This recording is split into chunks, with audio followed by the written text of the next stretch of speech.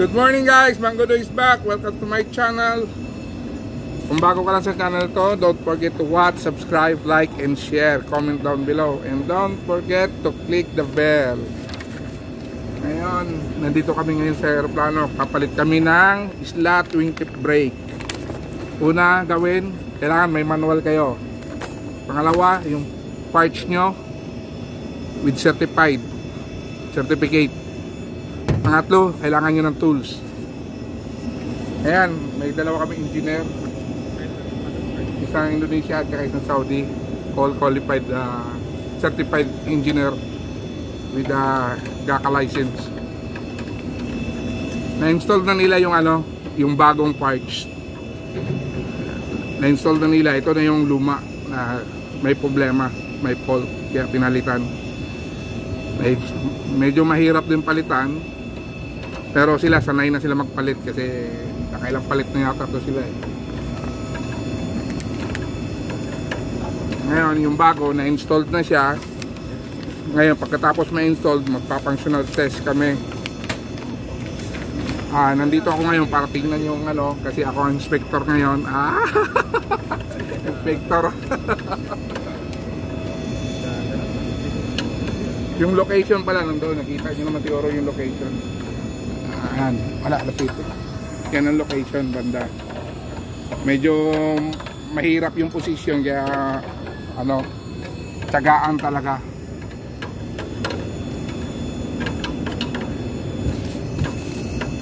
Ito yung lumang parts. Luma yan. Yung bago, nakabit na. Kaya inintay na lang namin mag-final installation. After that, we do the functional test. Alright!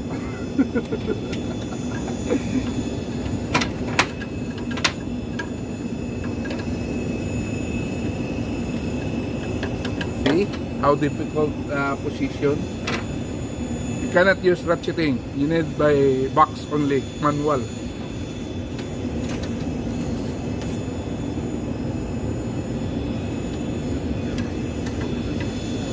After this one, functional test, check the leak because it's a hydraulic operated. You need to do the leak check. If may leak, bagsak, kailangan walang leak. Kailangan mapas mo rin yung test niya. Satisfy mo yung test. Pag na-satisfy mo yung test without leak, pwede ko na i-stamp inspector and then release the aircraft by AIRBUS.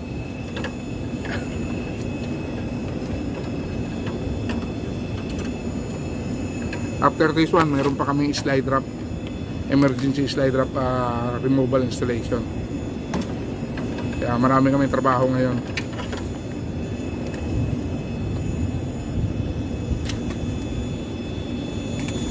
Amir, this one we cannot remove without extend the slat. Ini in zero position ha.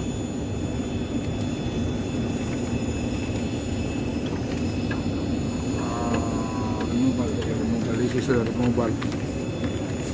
Requirements for removal: cockpit warning in position, person warning, do not operate the flaps ever.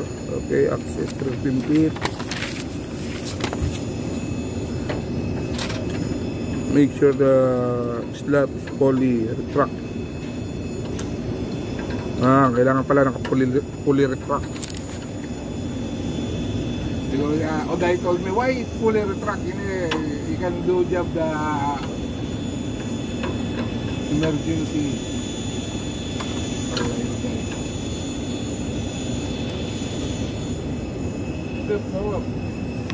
Power up now. Okay, we will do the power up the aircraft. Perform the test. Just you call me in the phone, ha? I will leave the video here for the functional test. I will power up the aircraft.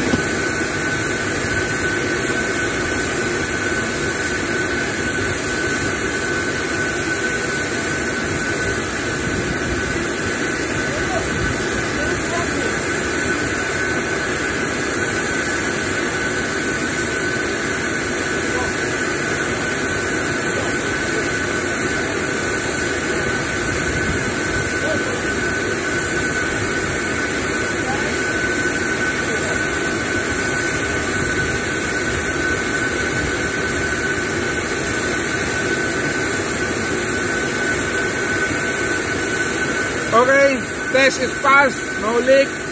We close the panel now, secure. Then release the aircraft.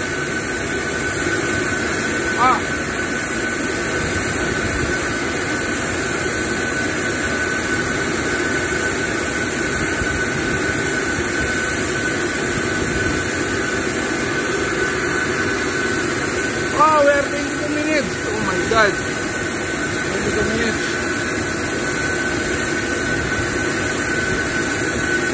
Only the functionality is only extend and retract the slot if they have no leak. If they have no leak and then no fault and there is some warning, we close because it's the email. Okay, that's securing only the panel. After this one we have done. We start removing the slide wrap now for emergency store. Don't forget to subscribe, like, and share. Comment down below and click the bell para ma-notify ka kung may bago akong vlog. Mango Do. Sign out.